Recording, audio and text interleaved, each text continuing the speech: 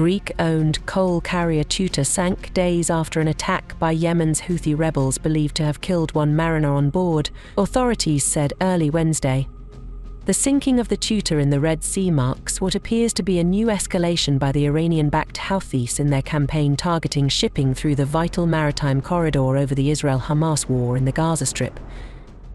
On June 18th, the United Kingdom Maritime Trade Operations, or UKMTO, reported the sighting of debris and oil around the last known location of the Tutor. The vessel's coordinates were identified at 14 degrees 19 minutes north and 41 degrees 14 minutes east.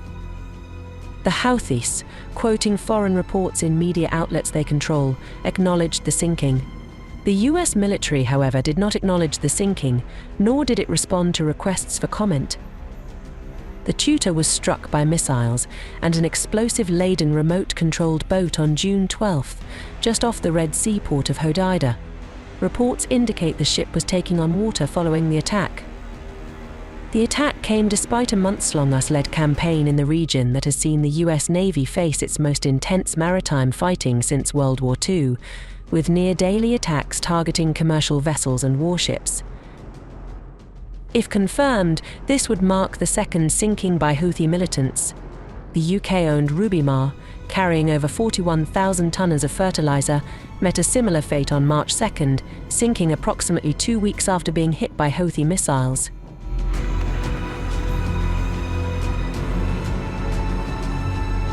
Just last week, the Palo-flagged, Ukrainian-owned and Polish-operated Verbena was seriously damaged. Loaded with timber and en route from Malaysia to Italy, the Verbena was targeted by Houthi attacks. Its crew abandoned the ship after failing to contain the fire, leaving it adrift in the Gulf of Aden, vulnerable to further assaults or sinking. The Ukrainian Verbena vessel then sunk in the Gulf of Aden, said Houthi military spokesman Yahya Saree. In a significant escalation, US and British forces conducted airstrikes on June 17th, targeting Yemen's Hodeida International Airport and Kamaran Island near the port of Salif. These strikes are perceived as retaliation for the recent attacks on commercial vessels. The Houthis have launched more than 60 attacks targeting specific vessels and fired off other missiles and drones in their campaign that has killed a total of 4 sailors. They've seized 1 vessel and sunk 2 since November.